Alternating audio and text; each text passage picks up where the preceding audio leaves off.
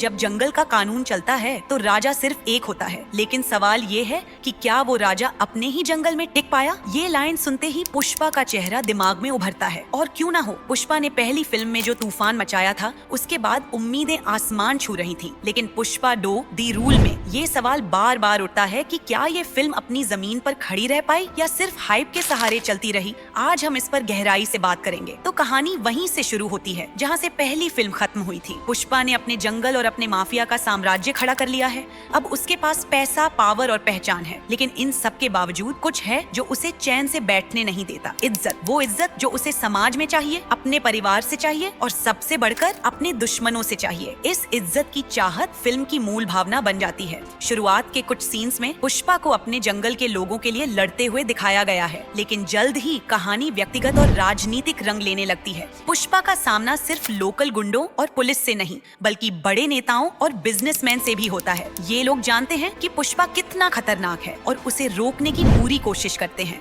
लेकिन पुष्पा की खासियत यही है, वो रुकता नहीं है। एक सीन में पुष्पा एक बड़े पॉलिटिशियन से मिलने जाता है, सिर्फ एक फोटो के लिए। ये फोटो उसके लिए उसकी पहचान का प्रतीक है, लेकिन नेता उसे इग्नोर कर देता है और यही सीन पूरी कहानी को आगे बढ़ाता है। पुष्पा को एहसास होता है कि उसे सिर्फ जंगल का राजा नहीं, बल्कि समाज का एक बड़ा खिलाड़ी बनना होगा। वो अपनी ताकत का इस्तेमाल करके अपने दुश्मनों को हराने की योजना बनाता है, लेकिन यहीं पर फिल्म उलझ जाती है। कहानी को 2 हिस्सों में बांट दिया गया है। एक तरफ पुष्पा का पर्सनल बैटल है, जहां वो अपने परिवार और दोस्तों के लिए लड़ता है। दूसरी तरफ उसकी लड़ाई सिस्टम से है, जो उसे एक क्रिमिनल से ज्यादा कुछ मानने को तैयार नहीं है। इन दोनों कहानियों को जोड़ने की कोशिश में फिल्म कई बार अपनी दिशा खो देती है। फिल्म के किरदारों की बात करें तो अल्लू अर्जुन ने फिर से साबित कर दिया कि वो मास एंटरटेनमेंट के बेताज बादशाह हैं। हर सीन में उनका एटीट्यूड और उनकी परफॉर्मेंस कमाल की है। वो जिस आत्मविश्वास और गहराई के साथ पुष्पा को जीते हैं, वो आपको स्क्रीन से बांधे रखता है। खासकर एक सीन जहां पुष्पा अपनी भतीजी के किडनैप होने पर इमोशनल हो जाता है। इस सीन में अल्लू अर्जुन का अभिनय आपको वाकई महसूस कराता है कि आप सिर्फ एक किरदार नहीं, बल्कि एक इंसान को देख रहे हैं। लेकिन जहां अल्लू अर्जुन चमके हैं, वहीं फहद फासिल का किरदार पूरी तरह से बर्बाद कर दिया गया है। पहली फिल्म में उनका किरदार दमदार और डरावना था। उनकी और पुष्पा की राइवलरी फिल्म का हाई पॉइंट थी, लेकिन इस बार उन्हें साइडलाइन कर दिया गया है। ये एक ऐसा क्या हुआ मोमेंट है जो दर्शकों को खटकता है। रश्मिका मंदाना का रोल इस बार और भी कमजोर है। उनका और पुष्पा का रोमांस न सिर्फ बेमतलब लगता है, बल्कि कई जगहों पर हास्यास्पद भी। एक सीन में वो पुष्पा को एक मोनोलॉग देती है, जो इतना अजीब और अननेचुरल लगता है कि आप खुद को हंसने से नहीं रोक पाएंगे। अब बात करें फिल्म के गानों की। पहली फिल्म के गाने जैसे श्रीवाली और ओ अंटवा ने पूरे देश को हिलाकर रख दिया था, लेकिन इस बार गाने फिल्म की सबसे बड़ी कमजोरी साबित होते हैं। एक गाना तो ऐसा है जहां आपको लगेगा कि यह किसी टीनेज फैंटेसी से ज्यादा कुछ नहीं। लिरिक्स इतने बचकाने हैं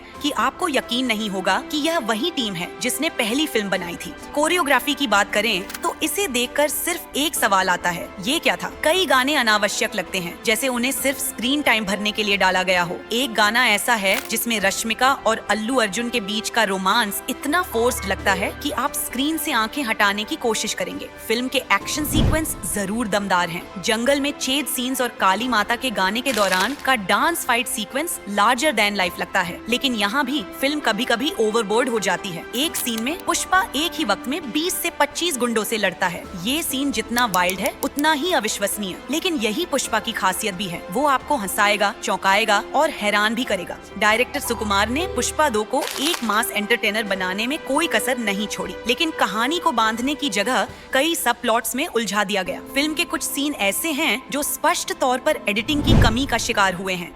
जापान जाने वाले सीक्वेंस को ट्रेलर में हाईलाइट किया गया था, लेकिन फिल्म में इसे पूरी तरह से गायब कर दिया गया। फिल्म का फिनाले धमाकेदार है, लेकिन कुछ सवाल छोड़ जाता है। पुष्पा का एक पर्सनल रिवेंज सीक्वेंस इमोशनल है, लेकिन जिस तरह से कहानी खत्म होती है वह दर्शकों को निराश भी कर सकती है। क्या पुष्पा 2 ने अपनी पहली फिल्म जैसा जादू दोहराया? इसका जवाब आसान नहीं है। फिल्म कई जगहों पर चमकती है, लेकिन कई जगहों पर अपनी पकड़ खो देती है। अगर आप मस्ती, ड्रामा और वाइल्ड एक्शन के फैन हैं, तो यह फिल्म आपके लिए है, लेकिन अगर आप कहानी और लॉजिक की उम्मीद कर रहे हैं तो शायद आप निराश हो सकते हैं। आपने पुष्पा 2 देखी है या देखने वाले हैं? अपनी राय कमेंट्स में जरूर बताएं। वीडियो को लाइक और चैनल को सब्सक्राइब करना मत भूलिए, क्योंकि आपके लिए ऐसे मजेदार एनालिसिस लाते रहेंगे। पुष्पा रुकता नहीं है, पर शायद हमें रुककर इस कहानी पर थोड़ा और सोचना चाहिए।